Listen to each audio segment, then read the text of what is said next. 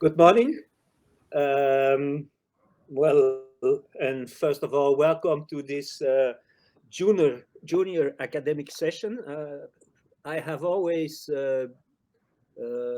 very much appreciated the fact that at CPDP we made it possible to present ongoing researchers, both by juniors and by seniors, and very often the junior researchers are more titillating and challenging than the seniors. When you're young, you have a lot of ideas, and you still are willing to try out things. So in this panel, we have three young researchers that will present their researches. I will present them before they do their presentation. So the first presentation will be a presentation by Nico Zacalakis. I hope I say it well. Nico is working at the Southampton University. Is a researcher in the field of data privacy with quite some expertise in data protection by design, data minimization, and GDPR compliance AI. And I think today we are going to move into the direction of AI because Nico is going to present his research on explanations of, I guess, decisions proposed by AI systems. So if you think I should have said something more about you, please complete my short presentation, but I give you the floor, and after 12 minutes, I will give you a sign that will mean that you still have 3 minutes to finish your presentation. Thank you very much. Nico, please take the floor. Thank you, Serge, and thank you for the introduction. Hopefully I won't need more than 12, but let's see. Right, so hello, my name is Nico Zacalakis. I'm a researcher at the University of Southampton, and what will follow is a brief presentation of the work we've been doing for the project PLEAD. PLEAD is a collaboration between the University of Southampton and King's College London, along with industry partners, Experian, Rogue, and the Southampton City Council. PLEAD's goal is to use computable explanations to help explain the logic that underlies automated decision-making to the benefit of data subjects, and help data controllers to demonstrate compliance with the law using provenance technology. I don't see my slides up at the moment, so hopefully they will appear at some point. Just give them a brief second. Yes, there you are. No, I can see a Google. Yeah, I'm afraid those are my slides. That's right. So mine are the ones that read PLEAD as the first slide. Uh-oh.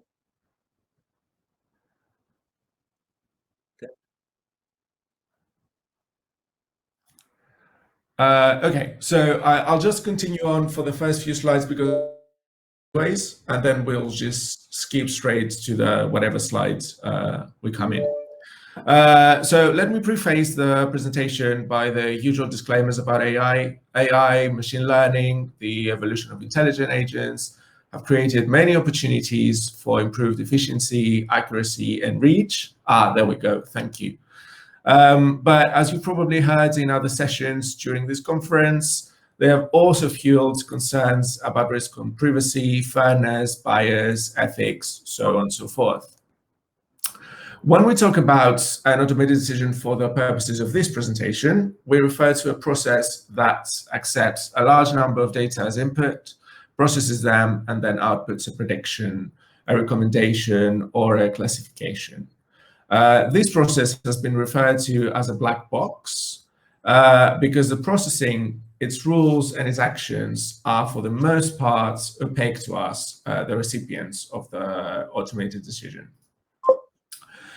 A field of AI called Explainable AI has attempted to offer solutions to this problem by designing machine learning models with enhanced transparency, explainability, and provability. However, the literature was quick to point out that this approach too had its limits. Namely, it was too technical, it was too static, and with a focus on the actions of the model rather than the impact on the individual.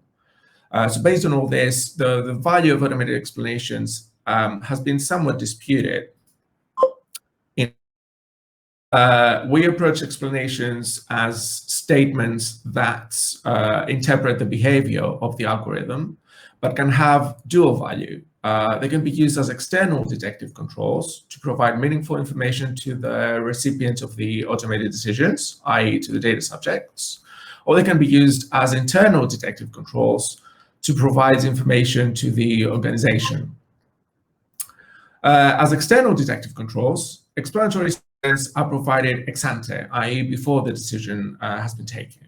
And these are usually found in the form of privacy policies, terms and conditions, and information notices. Or they can be provided ex post after the decision, providing specific information about the decision-making process and the data used therein. If we were to look at explanations as internal detective controls, they could assist in shaping an effective strategy for accountability by monitoring the life cycle of the decision-making process, its use of data, the access rights and human intervention, and so ultimately by demonstrating compliance to GDPR obligations. The approach we have taken in Plead regarding explanations is a pragmatic one. We've started from 3 use cases that have been scoped and shaped by the needs of our industry partners. A loan application scenario relies on credit scoring, a school allocation process for new students that happens each year across the UK, and an automated renewal of retention periods for warranty material used by law enforcement. Our second step is to analyze the applicable legal, policy, and business requirements for each use case and derive criteria for explainability. In other words, which explanation is needed to ensure compliance. Third, we built an explanation model based on 3 legal requirements using provenance technology. Provenance trails allow us to trace back a decision to its input, the actions and consequences, and using natural language processing, we can then formulate explanations that incorporate these trails. The requirements elicited from step 2, we've noted down in a socio-technical specification. For each explicit or implicit requirements, we've identified some components to form building blocks. These building blocks contain information on what each explanation should contain, who should it be addressed to, which goals it serves, etc. For each, the relevant provenance data needed have been noted along with accompanying queries for retrieval. These building blocks, they're used as blueprints in our explanation assistant, an automated system running in parallel to their decision-making process, generating the necessary explanations out of the provenance trail their decision-making process produces. Now, I will probably demonstrate this better by an example. Let's take, for example, our loan application scenario. This scenario assumes an individual who requests credit from a banking institution. The bank requests the individual to fill out a form, inputting a range of financial and other personal data, and in parallel, the bank is using a credit reference agency that produces credit scores about individuals based on data that the agency has at its disposal. The agency produces a score for the applicants and then sends it to the bank. The bank processes the credit score along with the information of the application and determines the applicant's creditworthiness. Now, for simplicity, let's assume that above a certain threshold, the application is automatically approved, and below a certain threshold is automatically rejected. Of course, in practice, there's an in-between where humans are involved. Now, currently, processes like this will offer explanations along the lines of, sorry, we could not approve this loan due to your credit score being low. Please contact the agency for more information. Instead, using the social technical specification of pleads, we can enrich this experience. Let's consider an explanation that is outward facing, based on the obligation to inform the data subject about a decision taken solely by automated means. Breaking down the requirement into sub-obligations and defining the minimum content allows us to build an explanation that is much more informative. Your application was processed automatically, but here are the data used to calculate your credit score. Here are the sources and their accuracy, and a reason why your credit score might be low. If we take as an example an internal-facing explanation about the data subject's rights to information, using provenance data, publication and renewal of contractual clauses in the privacy policy and terms and conditions as proxies, we can produce explanations that can demonstrate to perhaps an auditor or a supervisory body that the data subject was informed about the processing purposes, the data sources, the transfers to third parties, or that consent has been granted and is still valid. Plead is able to produce computable explanations demonstrate why an action was preferred over others, or how different input would impact the decision using counterfactuals. They can report on actions even before the beginning of processing, and they can be queried for further information. They can target different audiences. They can be implemented in any architecture. Examples of these categories I will show in the next slide, which I'll probably though skip due to time constraints. But of course, there are still limitations to our explanations. For example, not all actions within an organization will be able to be adapted to leave a provenance trail, and so we won't be able to capture them using provenance. Organizations will, of course, need to adapt the provenance vocabulary that we provide to their needs. And some computable explanations, in many cases, will still not be able to replace a human entirely, which, of course, is a good thing. However, overall, plead explanations can be used to assist organizations in automating their compliance strategy and demonstrating how they meet their accountability obligations. So here are some examples for each of the categories I referred to, but I won't go into details because I'll take too long. Probably just keep that. And I'll finish with this. Plead is currently halfway through. And although the gist of our approach I presented today, we still have a little way in building a prototype explanation assistant and showcasing it as a standalone product.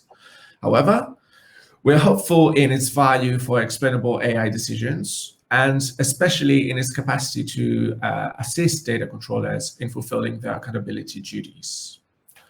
Thank you very much for your attention. I will be available for questions in the question round now and through the email that you just saw on your screens. Thank you.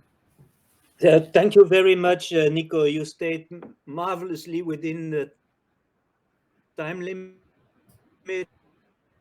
We still have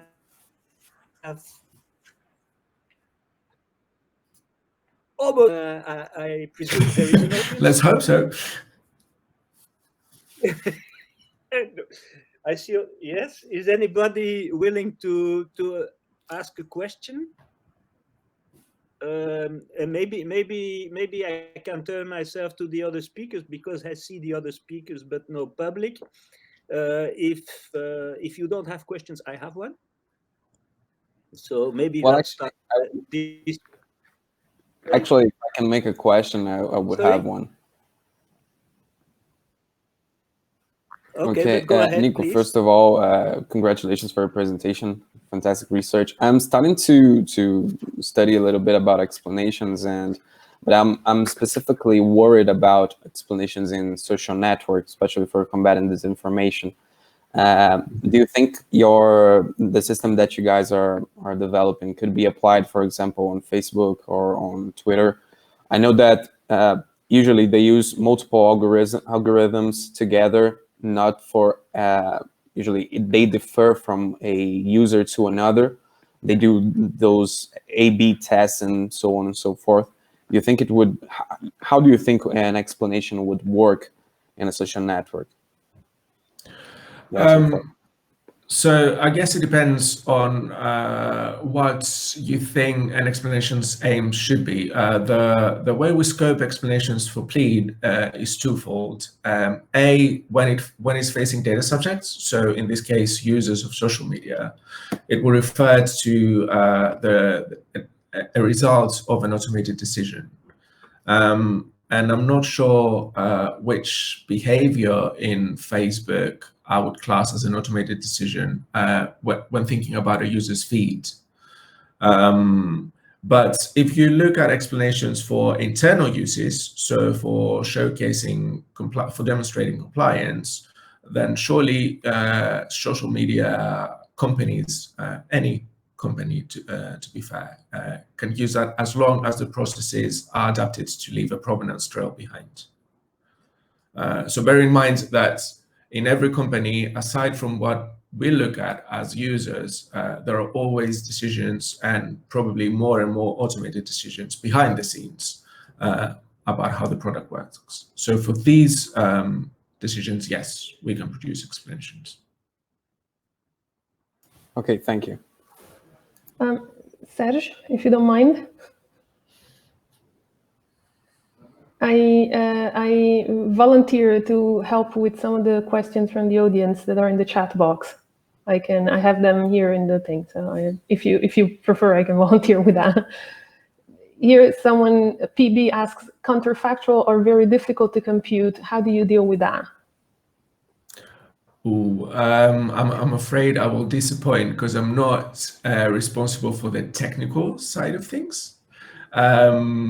But if you're willing to shoot me an email, I can forward you to the King's team that is in charge of the technical bit of things.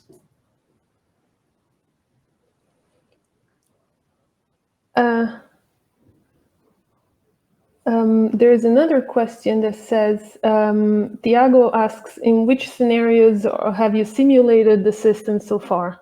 And also says, congratulations for your research. Thank you. So out of the 3 use cases I talked about, the 2 scenarios that we're actively working with and testing the explanation assistant is the credit scoring application and the school allocation. So briefly, the credit scoring application is pretty much the same example that I used during the presentation. So when you apply for credit or a loan, and then a credit score from a credit scoring company is used within that decision pipeline to decide of your credit worthiness. And the school allocation scenario is about a process that happens in the UK for year R, year 3, and year 7 children. Parents apply and choose 3 preferred schools where they want the kids to be admitted to, and then an automated system ranks the students according to preset criteria and determines the exact allocation. And that happens for every county, so every local council. So we are working with local council in Southampton to produce explanations for the parents, but also for the council itself to be able to trace back why a certain decision was made.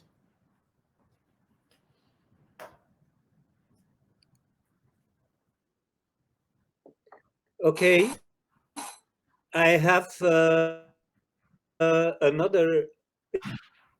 Yes, okay. You can see the chat box because I have a question. Well, or what I think I can deduce that is that the system does not really give an explanation, but it explains from where the information comes.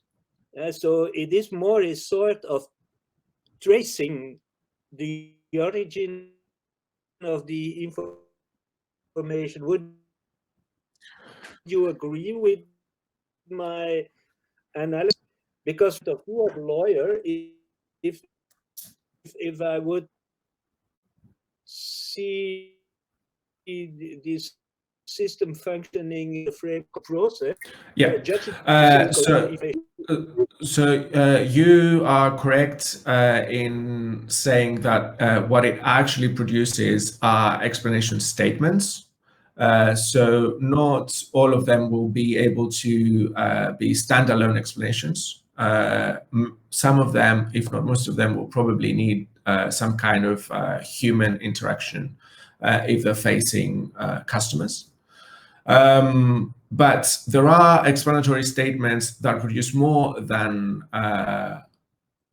origins. So for example, for the credit scoring application we're working with, we are able to provide which of the factors that were fed into the credit score most impacted the credit score. So that's a bit more than saying that we just looked at these data sources. We're also saying what impact they had.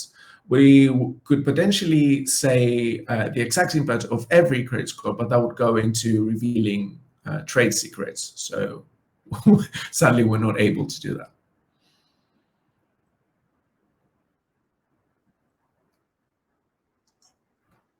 Okay, thank you. Questions? We still have 1 minute. And I don't know if it works because my there are no other questions in the box. I can't see any. Okay. How do you I just opened the live stream in another window. Ah, cunning. I opened the live stream in another window and connected and muted it, and so I see the box. Okay, but hope you don't mind, Serge. I just noticed. Well, thank you very much, Nico. It's short and it's condensed, but it gives us an idea of what you are doing in Pleat, and I think it's very interesting. But giving substantial explanations is another challenge, I think. No? Yeah. It's very difficult, even with the most developed forms of AI. Let us move to Silvia De Conca's presentation. Silvia is completing a PhD in Tilburg, the supervision of Ronald Leners, and her interest in law and AI and robotics, privacy and data protection, and smart technology to weigh smart technologies with the e-privacy regulation, which is different from the GDPR and which is often forgotten. We often forget that there is an e-privacy regulation. So I think it's a good thing to have some research presented on that issue. Please take the floor. Thank you, Serge. Thank you very much. I don't know if you can see my slides already, but in any case, I will introduce today's topic. Everyone at this point has heard about Amazon Echo and Alexa, the famous virtual assistant smart speaker, and the Google counterparty, which is Google Home with Google Assistant. There is also, of course, Siri, which was the oldest, actually, assistant, with HomePod, the device. So what I want to discuss today is how these devices open new possibilities for unsolicited communications in the form of a sort of vocal spam message, a vocal direct marketing message, and potentially also in the form of a new kind of direct marketing, a phone call. And I also want to discuss how this can be tackled by the draft proposal for e-privacy regulation that, based on what we already have available. The example, unfortunately, I tried to embed a video, but that didn't work. But I don't know if you have heard in the past that some TV shows and some brands have tried this trick of airing an episode or an advertising on TV, saying the trigger word, which can be Alexa or OK Google, activate the smart speaker in the homes, in the living rooms of the audience, and the smart speaker would recite something like an advertising. In the case of Burger King, it was their most famous burgers Wikipedia page, or turn on weird videos of kangaroo fighting pirates, or just start talking.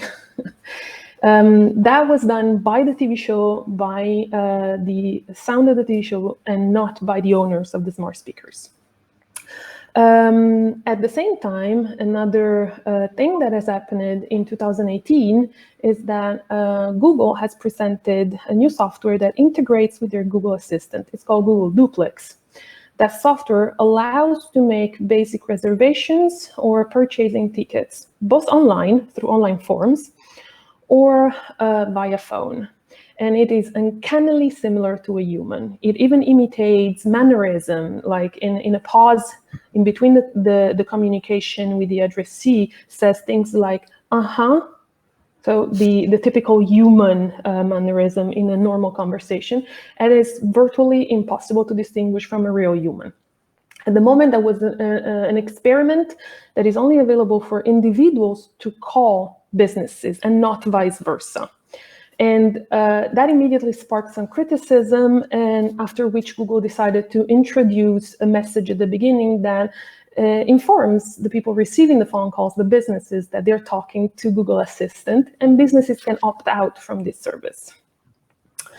Now, what I argue is that the natural language interface is the vocal interface that allows these systems to do these things, makes possible new forms of unsolicited communications in the form of someone triggering your smart speaker to recite an advertising, or in the form of placing a phone call that can potentially be used for direct marketing, even though it is not yet.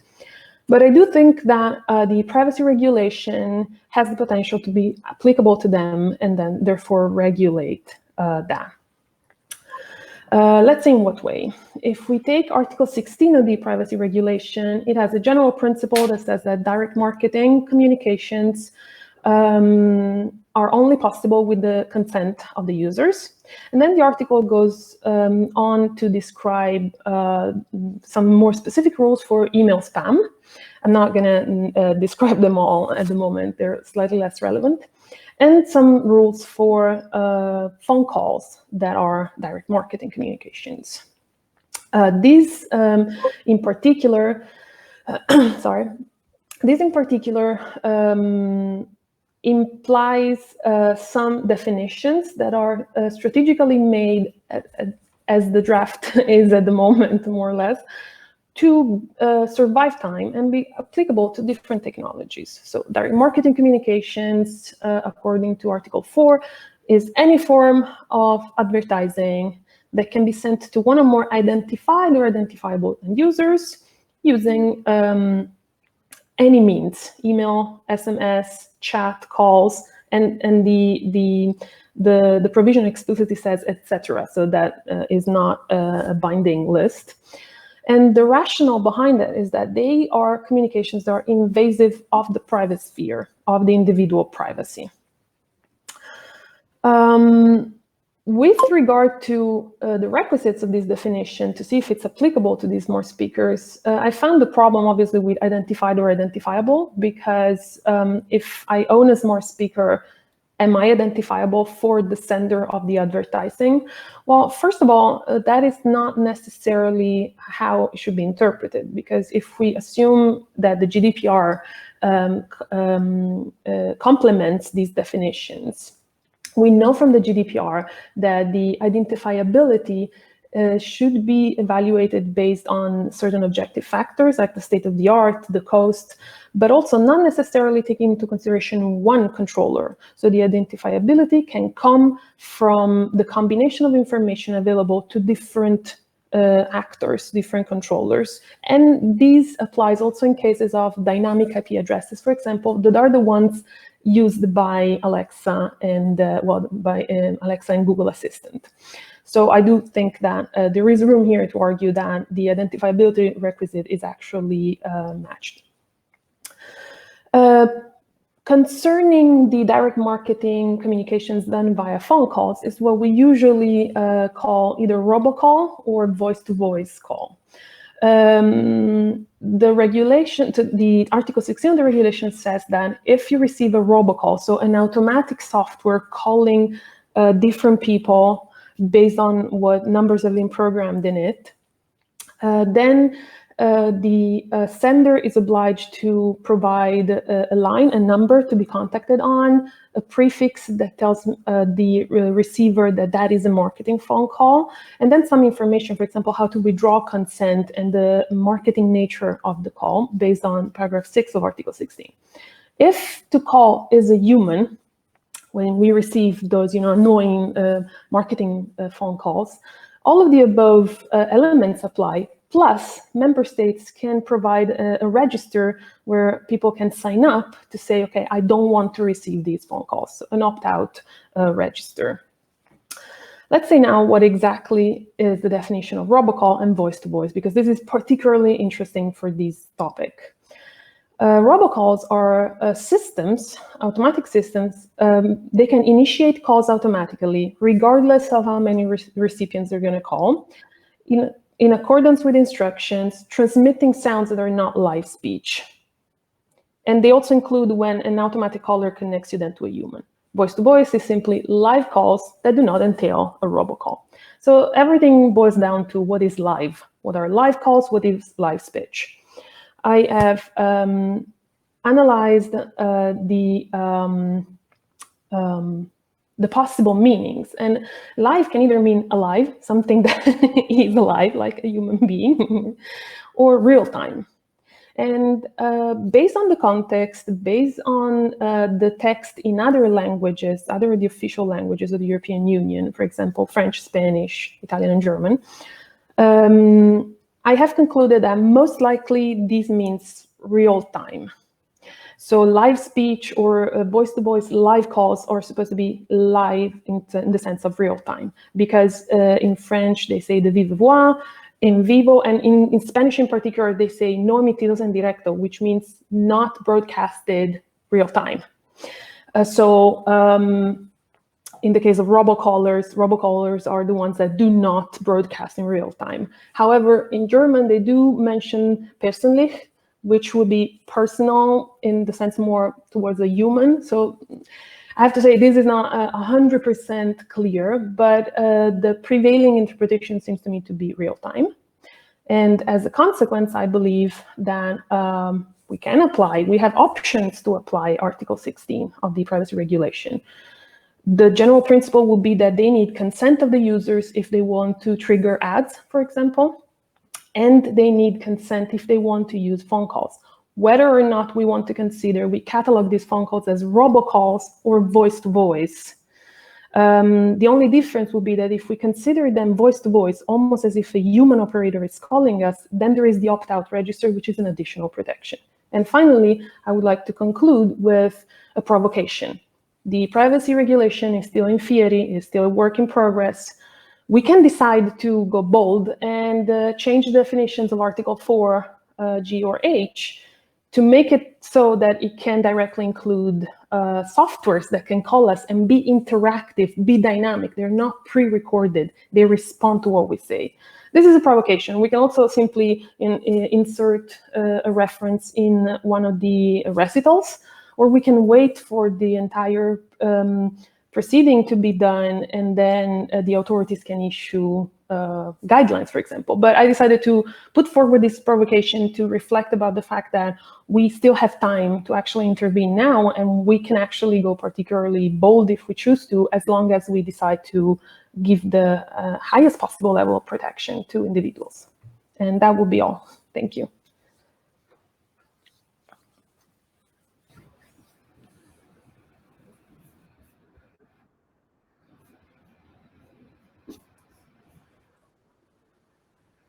Yeah, I'm afraid you're muted.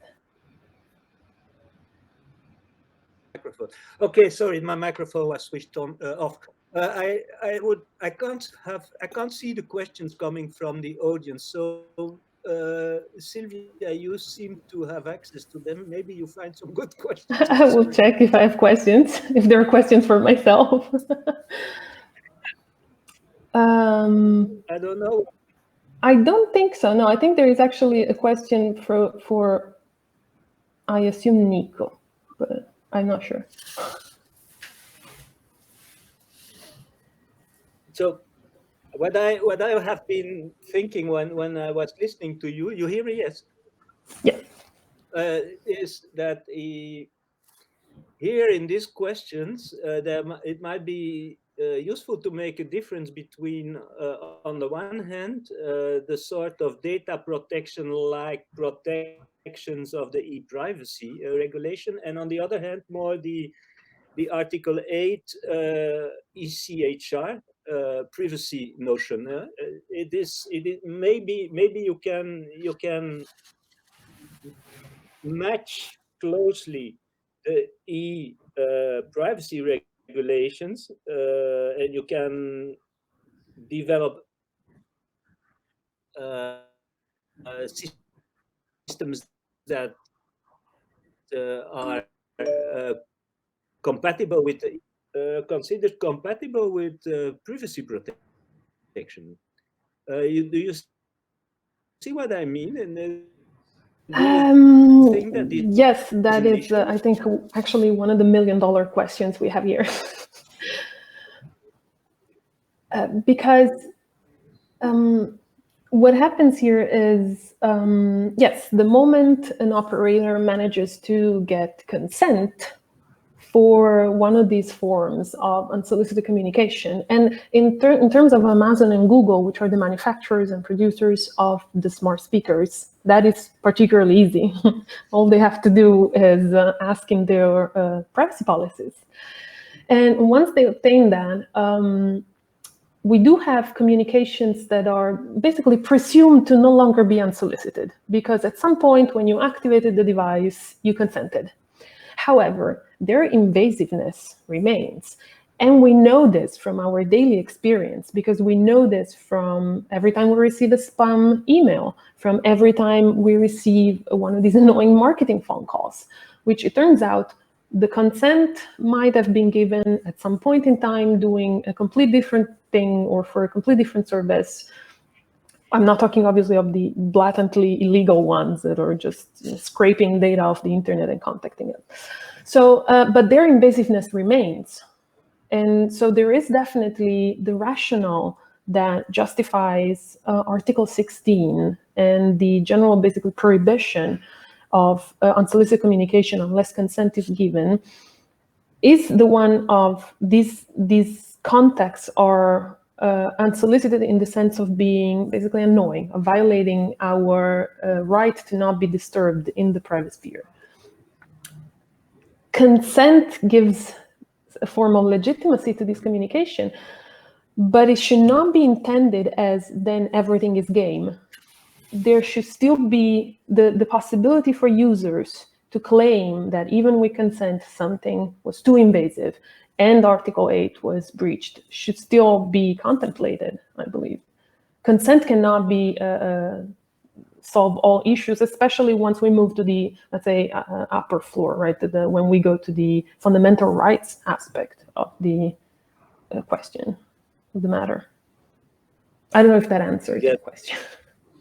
That is actually the basic issue with consent. What can you consent to that is not legitimized by another ground, and that is always remains an open issue, I think. Any other questions from if I may add one thing, actually, this is why I believe that even though we cannot say that these phone calls are placed like from humans, because this is a software mimicking us, at the same time, giving the opt-out register would help mitigating that problem of it is still invasive from the private sphere, even if I give consent, right? This is why I personally, I would say that that would be the preferred solution, although there are ethical implications, like, okay, we are putting a software at the same level of humans, and I see how that would not be okay for everyone. But here, my rationale there would be granting what I consider to be the higher level of protection. Thank you very much. Any other reaction? There is a question at the chat box, actually. So Theo asks, wouldn't it be important that e-privacy regulation also requires that robocalls identify themselves as such to the person called? Yes. So one of the things I argue in the paper that I presented today was that in deciding how to regulate this, one of the things that need to be added among the information to be provided is a message informing them that the receiver is not going to talk to a human, but to a very interactive software. Absolutely. And this is actually already, so this emerged almost spontaneously from the publicity backlash that followed the introduction of Google Duplex, where the first thing that was critiqued to Google was, why aren't these people receiving phone calls from a software and no one told them? So then immediately they introduced a message at the beginning of the phone calls, because so far it's in an experimental phase only in New Zealand and the US. But 100%, the information, the obligation to inform the user must include that they're talking to a software. It would be ideal even if they can switch to a human if they prefer to, for example. Thank you for reading that. That may be the kind of explanations that can be given by the system developed by Niko. No. Absolutely, it's part of that. Like, and good luck also making an explanation saying you're talking to an interactive software. You're gonna think it's a human for how incredibly accurate it is, but this is a software. Because if we say you're going to talk to a software, we expect a pre-recorded, monotonous message that probably pronounces some words wrong or something like that. Okay. Thank you so much, Silvia. I think we can move on to Jose Renato Pereira, who is the director of the Laboratory of Public Policy and Internet in the University of Brasilia. We've been speaking about brutalism, but we associate Brasilia with brutalism, but I think this research is not brutal at all, but interesting. I'm not going to try to tell what you are going to tell, but I like your title, Smile, You Are Being Identified, Risk and Measures for the Use of Facial Recognition in semi-public spaces. Please, take the floor. We're listening to you. Well, thank you so much, Serge, for the presentation. First of all, it is a pleasure for being here. Thank you for having me. It is a pleasure to be here representing my institution, LAPIN. We are a Brasilia-based think tank researching and advocating for digital rights. And well, what I'm going to talk about here today is an article that I wrote with two of my colleagues, Thiago and Eduardo, regarding the risks and measures for the use of facial recognition in both public and semi-public places. We were especially worried in Brazil due to the massive adoption of this technology, especially for surveilling crowds in public spaces. So we analyzed this under under data protection parameters, especially for our data protection legislation, which is the LGPD, and we also do some comparisons with the GDPR due to its more consolidated tradition. So first of all, I'm going to talk a little bit about the definitions here. What are public spaces and what are semi-public spaces? Public spaces are state-owned establishments with no or few restrictions for entering, such as parks, squares, and even courts of justice.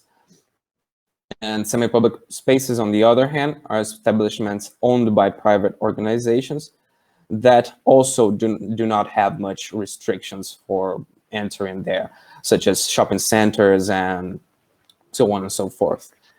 Well, addressing a little bit about facial recognition technology itself, well, it processes personal data since it captures the image of a person, and it is biometric data since it is unique and measurable biological properties. In most cases, such processing includes sensitive data as well, since it allows for the unique identification of an individual. Moving forward, we identified five main purposes for the use of facial recognition. First one is public security, which in Brazil is defined as the state's duty of maintenance of public order, people, and patrimony, under our constitution. Private security, which relates to works for preserving the integrity of goods, as well as of public or private establishments and persons as well. Face recognition has also been widely used in targeted marketing. In Brazil, we had an interesting and sort of worrisome case by a company called Huynh, which was using face recognition in one of its stores so as to identify emotions of potential consumers, so as to address to them specific advertising. On the other hand, we have also we saw also the use of facial recognition for scoring systems and for digital identity, and I could highlight the examples of China, of social scoring in China, and also the Indian Aadhaar, which is the national ID system. In Brazil, we were also very worried about it after a national database that was created by a presidential decree, which included some specifications regarding the use of biometric data, and it didn't restrict its use by law enforcement purposes or by intelligence agencies. So we were especially worried about this potential data sharing among these different organizations, especially for law enforcement and national security purposes. And finally, during the COVID-19 crisis, I mean, after the beginning of the crisis, since we are still in it, China used it a lot for what? Okay, China used it a lot for identifying individuals wearing masks in the streets, and in Brazil, it has been used as well by some government agencies to identify individuals and avoid queues.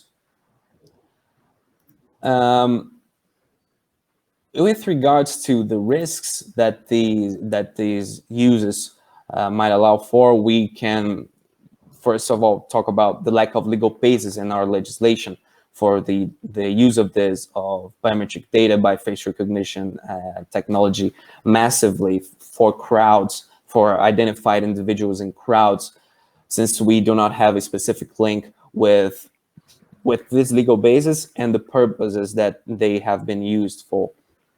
And while public security, on the other hand, is a very risky use, especially in Brazil, because courts usually rule that in as much as a specific type of evidence is not explicitly forbidden by legislation, it might be used in a criminal investigation. So face recognition also falls in that scope.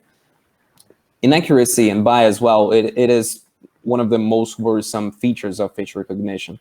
In Brazil, we had a research that identified that by the observatory networks of security in Brazil, which identified that around 80% of individuals who were approached by the police after being identified by facial recognition systems were Afro-descendant individuals.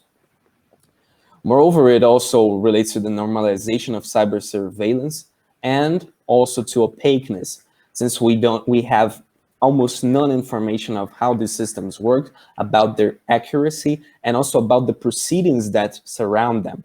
So at LAPIN, we are conducting a research which by which we interviewed law enforcement agents, and they simply could not show us, they couldn't explain to us what were the proceedings involved because they were secret. I'm not going to dive into a table that we have due to the time constraints, so I'm going to move forward for the measures for addressing these risks. Well, we found most of all 5 measures which don't include moratorium or face recognition bans. We do not address that specifically, but the first measure that we found suitable for addressing facial recognition technology is the use of soft law, especially due to the difficulties and to the time restraints in adopting new legislation and facing a whole legislative debate, especially in a country like Brazil, where we have major problems regarding public security.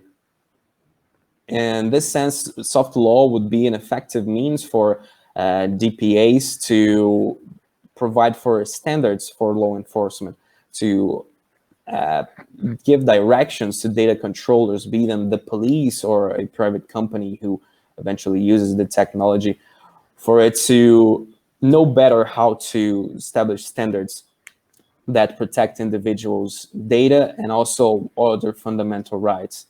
And during our interviews, it is not in this article, but we're going to publish in the next few months, during our interviews with law enforcement agents, one of the things that they said that was a problem that they were facing was the lack of legal instructions for them to know how to implement the technology and to use it. So soft law might prove itself useful in that sense. Moreover, standardization by private entities such as ISO might also be extremely useful. The oversight of a DPA or any legal authority, and that is a specific issue in Brazil, since our data protection authority now, at least until now, is not an independent body. It is subordinated to the presidency of the republic. So we have to address that in Brazil in the next years or so. Moreover, the adoption of a data protection legislation, and specifically for public security, is also something which is we needed a lot in Brazil, something similar to the Directive 680. Now we have a preliminary version of a draft bill that was drafted by an expert commission formed by the House of Representatives president, and it addresses, among other themes, it addresses surveillance technologies regulation, and also it provides for an independent national authority, which is an organ that is inside the judiciary, which is nowadays independent. And finally, we thought that one means for addressing face recognition through the regulation is the adoption of regulatory sandboxes. Regulatory sandboxes are spaces where a private entity or public or private, an organization in general, can test one of its products and check if it's suitable with existing regulation, and is through the whole process of testing watched by a regulation to understand how does it relate to current regulation, whether it needs new regulation or whether it should be prohibited at all. So for us to address risk in facial recognition technology, it might be very useful. And finally, we bring in our article a table which shows how these measures might be applied for addressing each risk. We see that soft law, even though not resolving the issue 100%, since it's not completely enforceable, it might address most of the cases that we saw here, and also oversight.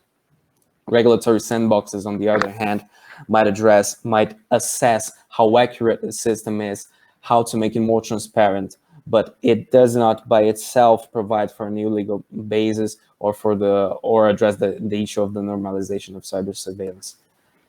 And well, I can finish right now. I would really like to thank you once again, and also thank my colleagues Eduardo Costa and Thiago Moraes for having drafted this paper with me. Thank you so much.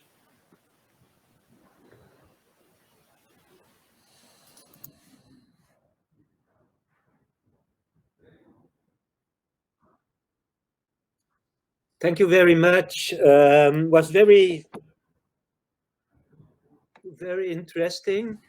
I long years ago with Paul de Hurt, we were pleading for the opacity of the individual and the transparency of the state as privacy, and what we seem to see here is the perfect opposite. It's the transparency of the individual and the opacity of the state and the government, and indeed also private businesses that employ face recognition. What I would like to ask you, you say there is that well, solutions are sought, they are different, and I don't know if it is a good question at CPDP, but I was wondering, is the new government of Brazil, does it have an impact on the way these solutions move forward? Definitely.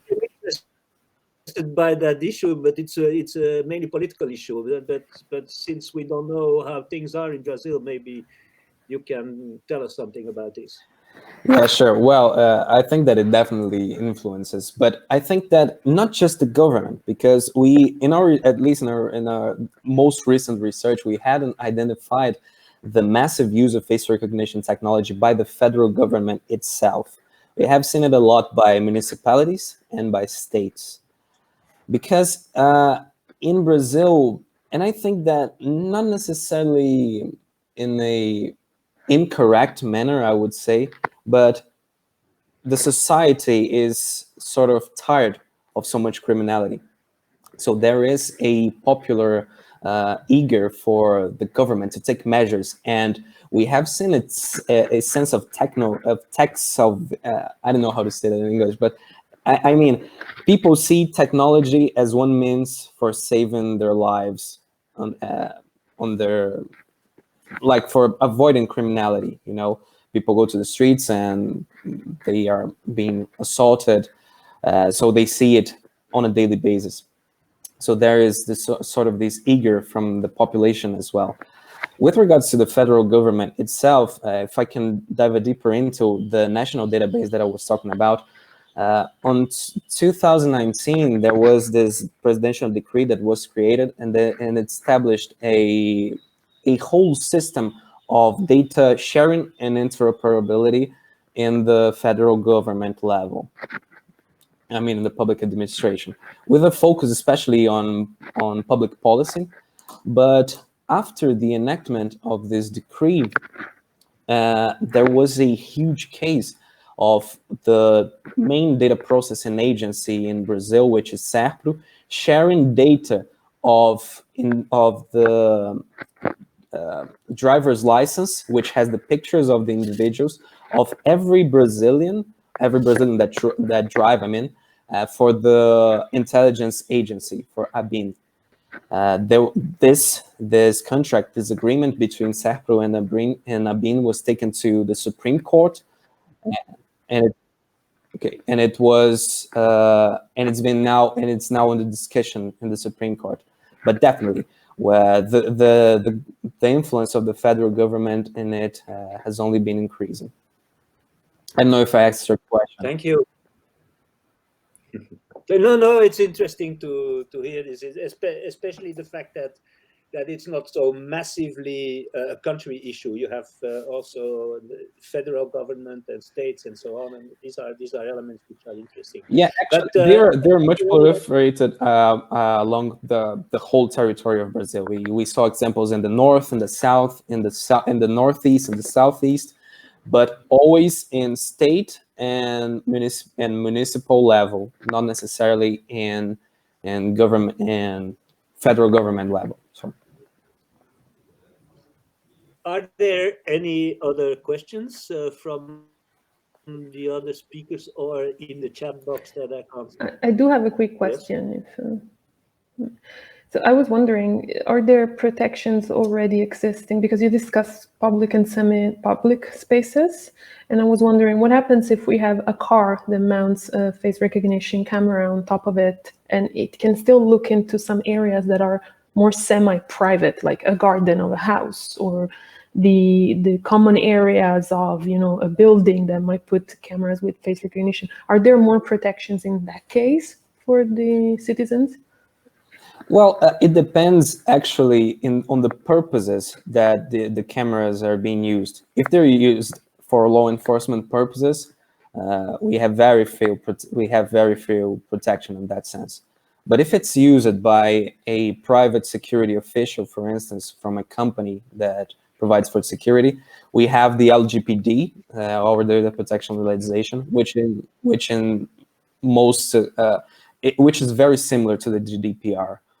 We have some peculiarities, but it's very similar to the GDPR. Our principles are quite the same, and the data subjects' rights are also very compatible with the GDPR. So we have this sort of protection. Wow. Okay. Well, I see that it is 11:35, and that is on the spot, the moment that we have to end this session. So I think the director, the invisible director, will be very happy that we stop in time. I want to thank you very much, all the speakers, especially Nico, Silvia, and Jose. I think we had some interesting exchanges. We got a nice presentation. So I would say, well, let's hope that next year we can meet live and have a coffee together afterwards. Now I wish you a good coffee in your home or at your desk. And I'm going to close this session like this. Thank you very much. And well, hope to see you next year, and wish you luck with the continuation of your researches. Thank you so much. Thank you, Serge. Thank you. Thank you.